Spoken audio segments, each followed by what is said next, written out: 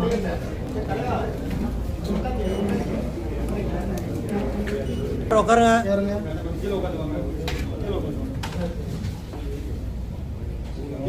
தலைவர் இந்திய கம்யூனிஸ்ட் கட்சி சி மகேந்திரன் அவர்களை அன்புடன் அழைக்கிறேன்.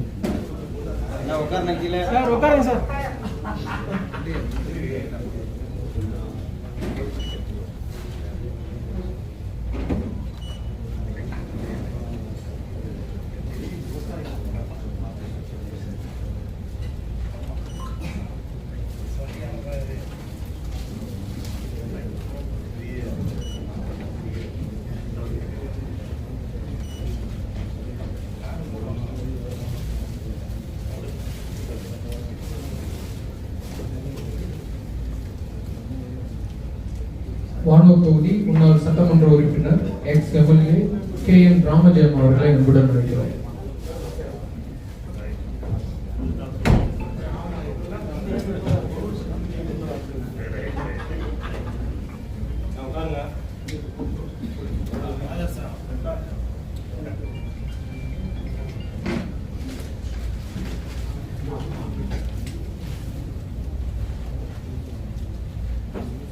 திருநாவூர் தொகுதி முன்னாள் சட்டமன்ற உறுப்பினர் KGP ஞானமூர்த்தி எக்ஸ் எம்எல்ஏ அவர்களை அன்புடன் அழைக்கிறோம்.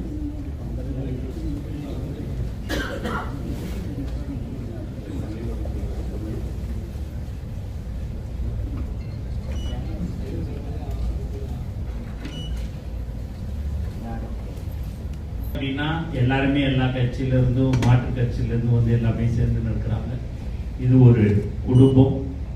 இன்னைக்கு கூட பார்த்தீங்கன்னா சட்டமன்றத்தில் எதிர்கட்சியாக இருக்கிறவங்க கூட எங்கள் தலைவரை நெஞ்சில் சுமந்துன்னு தான் வந்தாங்க. சிஎம்னு சொல்லி அந்த பேட்சை குத்தின்னு தான் வந்தாங்க. ஏன்னா அவங்களும் எங்கள் மாண்பு முதலமைச்சர் அவர்களை நேசிக்கிறார்கள் என்பது இதிலிருந்து தெரிந்து கொள்ளலாம். மேலும் நான்லாம் பார்த்தீங்க அப்படின்னா டி நகர் தொகுதி மக்களுக்கு இந்த நேரத்தில் நான் நன்றி தெரிவிச்சுக்கணும். எனக்காக அவங்க ஓட்டு போடலை, முழுக்க முழுக்க தலைவர் தளபதிக்காக மட்டும்தான் ஓட்டு போட்டாங்க. இவங்க எல்லாருமே நாங்கள் ஜெயிச்சிருக்கிறோம் அப்படின்னா 234 தொகுதியிலையும் டெபாசிட் வாங்கின ஒரு கட்சி அது தமிழக வெற்றி கழகம் வந்து. அதில் நீங்கள் இன்னைக்கு வந்து எல்லாமே இணைந்து இருக்கிறீர்கள். உங்களுக்கு உண்டான மரியாதை எக்காரணத்தை கொண்டும் சிறிதளவு கூட குறையாது. அது தமிழக முதலமைச்சர் சொல்லி அனுப்பியிருக்கிறார். அவர்கள் வந்திருக்கிறார்கள், மாற்று கட்சியிலிருந்து வந்திருக்கிறார்கள். அவருக்கு உண்டான மரியாதை நாம் தர வேண்டும். அதுபடி நீங்கள் செயல்பட வேண்டும் என்று உத்தரவிட்டிருக்கிறார். ஆகவே நீங்கள் எதை பற்றியும் சிந்திக்க வேண்டாம். நம்ம இனி வரும் காலங்களில் இன்னும் 15-20 வருஷத்துக்கு தமிழக முதலமைச்சராக தலைவர் தளபதி தான் இருப்பார். அதில் மாற்று கருத்து இல்லை. ஏன் என்று சொன்னால் இன்று வரை இல்லை, நாங்கள் என்னைக்கும் யாரும் அமைச்சர் பெருமக்களோ இல்லை சட்டமன்ற உறுப்பினர்களோ யாரும் தவறு செய்ய மாட்டோம் என்பதை தெளிவாக நாங்கள் திரும்ப திரும்ப அதை நாங்கள் சொல்லிக்கிறோம். ஏன் அப்படின்னா வணக்கம் வாங்க திரும்ப திரும்ப வாங்க எப்படி சார் வணக்கம் வணக்கம் உட்காருங்க.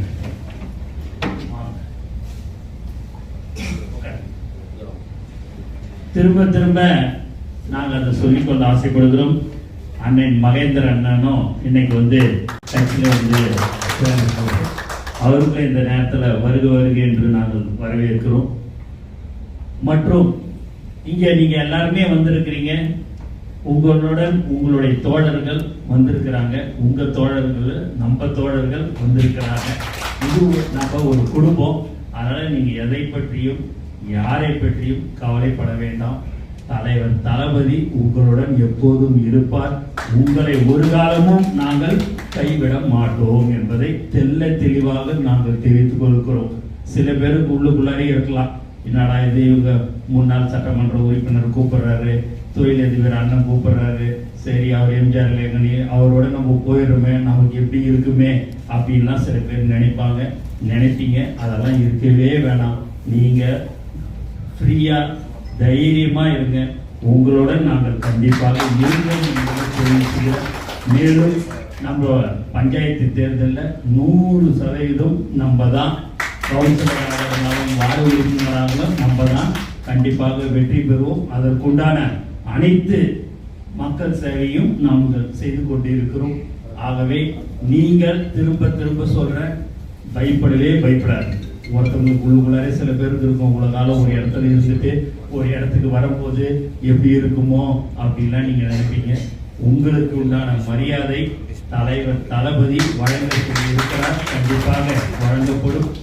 தலைவர் தளபதி நீங்க பாத்தீங்கன்னா அரசியல் கட்சி ஆரம்பிக்கிறதுக்கு முன்பாகவே சாதாரண தொண்டர்களை, அவர் ஒரு சாதாரண சித்தாளாக இருந்தாலும் சரி, யாராக இருந்தாலும் சரி, அவங்க கிட்ட 1 மணி நேரம் 1.5 மணி நேரம் பேசி அவர் கையாலேயே தான் மோரா இருந்தாலும் சரி, காஃபியா இருந்தாலும் அவர் கையால் ஏஞ்சி அவங்களுக்கு கொடுத்து அவங்களோட 1 மணி நேரம் 1.5 மணி நேரம் உரையாடக்கூடிய ஒரு தலைவர் யாருன்னு சொன்னா தலைவர் தளபதி தான்.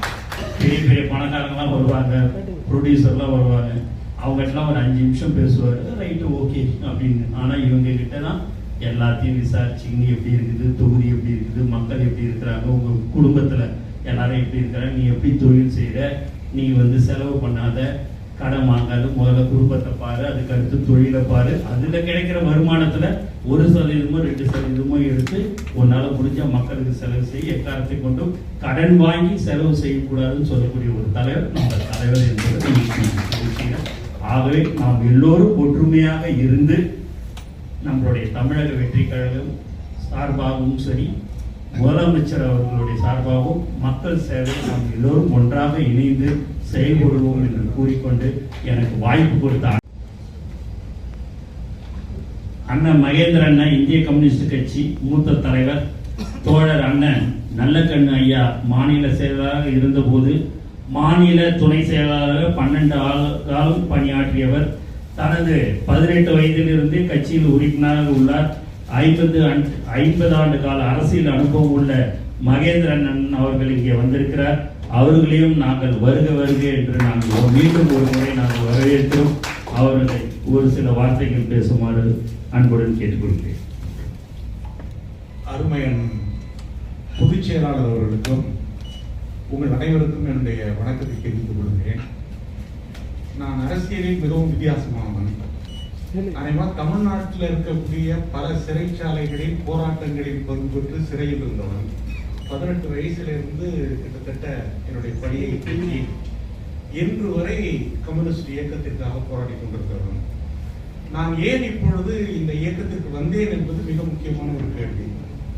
அதுவும் ஒரு சிகப்பு துண்டை போட்டுட்டே செயல்பட வேண்டும் என்று விரும்புகிறேன். இந்த இயக்கத்துல என்னுடைய சிகப்பு துண்டை எடுக்காம நான் இதை போட்டுக்கொண்டே செயல்பட வேண்டும் என்று நினைக்கின்றேன். அதற்கு என்ன காரணம் என்றால், என்னுடைய வாழ்நாள் முழுவதும் சிந்தித்து நிறைவேற்ற முடியாத ஒரு பிரச்சனை என்ன என்றால் ஊழல் ஒழிப்பு தான். அதை ஒழிக்க முடியும் என்ற ஒரு நம்பிக்கையை பெரும் மதிப்பிற்குரிய என்னுடைய தமிழகத்தினுடைய முதலமைச்சர் தந்திருக்கிறார். அதனால்தான் இது நினைக்கிறேன். இரண்டாவது, இந்த சமூகம் என்பது மேல்தட்டு மக்களுக்கான, ஆதிக்கக்காரர்களுக்கான வசதிகளை மட்டுமே அது செய்து கொடுக்கிறது. என்னதான் அரசியல் பேசினாலும் சரி. ஆனால் ஒடுக்கப்பட்ட ஒருவனுக்கு அரசாங்கத்தினுடைய பணம், அரசாங்கத்தினுடைய உணர்வுகள், இவை எல்லாம் சாதாரண ஒடுக்கப்பட்ட ஒருவனுக்கு கொண்டு போய் கொடுப்பதற்கான ஒரு சாத்தியத்தை இந்த தேர்தல் நம்முடைய முதல்வர் விஜய் அவர்களுடைய தலைமையிலே துவக்கி வைத்திருக்கிறது. அது தமிழ்நாட்டின் வெற்றி மட்டுமல்ல, இந்தியாவின் வெற்றியாக நான் கருதுகிறேன். இப்படி ஒரு வெற்றியை இந்தியாவில் எங்கேயுமே பார்க்க முடியாது. நான் என்னுடைய அரசியல்ல நான் ரொம்ப வியந்து பார்த்த ஒரு விஷயம் என்னன்னா, இந்த தேர்தல் ஜாதியை ஒழித்திருக்கிறது. ஒழிக்க வேண்டும் என்றாலும் ஒழிக்க முடியவில்லை, ஒழித்து காட்டியிருக்கிறது. மதத்தை ஒழித்திருக்கிறது. ஏழை பணக்காரன் என்ற வேறுபாடுகளை போக்கி இந்திய ஜனநாயகத்தில் ஒரு சராசரி குடிமகனும் தேர்தலில் நின்று வெற்றி பெற்று வர முடியும் என்பதை தலைவர் தளபதி அவர்கள் உருவாக்கி இருக்கிறார்கள். 2012ஆம் ஆண்டிலே பாரிஸ் மாநகரத்திலே ஒரு பெரிய மாநாடு நடத்தி உலக தலைவர்கள் எல்லாம் வந்தார்கள். அவர்கள் கேட்டார்கள், அதில் கேட்கப்பட்ட ஒரே கேள்வி, ஏழை ஒருவனால் இன்றைய காலத்தில் சட்டமன்றம், நாடாளுமன்றத்திற்கு செல்ல முடியுமா என்ற கேள்வியை 2012 கேட்டாங்க. ஆனால் இந்த தேர்தல் பணம் இல்லாதவன், காசு இல்லாதவன் நம்முடைய தேர்தலிலே நின்று வெற்றி பெற்று செல்ல முடியும் என்பதை ஜனநாயகத்தினுடைய ஒரு புரட்சியாக நான் கருதுகிறேன். அதனாலதான் இது கட்சிகளை கடந்து, நம்முடைய வேறுபாடுகள் மாறுபாடுகளை கடந்து எளிய மக்களுக்கான ஒரு பெரிய அரசியல், மகாத்மா காந்தி எடுத்ததை போல, பெரியார் எடுத்ததை போல, அம்பேத்கர் எடுத்ததை போல ஒரு பெரிய இயக்கமாக இது வளர வேண்டும். அதற்கான விதை ஊன்றப்பட்டு விட்டது. எல்லாரும் ஒருங்கிணைந்து செய்ய வேண்டும் என்ற முறையில் தான் நானும் இந்த இயக்கத்தில் இணைந்து இந்த பொதுவுடைமை என்ற கொள்கை, அதனுடைய வேர்கள் மேலும் பலப்படக்கூடிய விதத்திலே வெற்றி கழகத்தில் இணைந்து செயல்படுகிறேன் என்கின்ற அந்த உறுதிப்பாட்டை எடுத்திருக்கிறேன் என்பதை மகிழ்ச்சியோடு உங்களுக்கு நான் தெரிவித்துக் கொள்கிறேன்.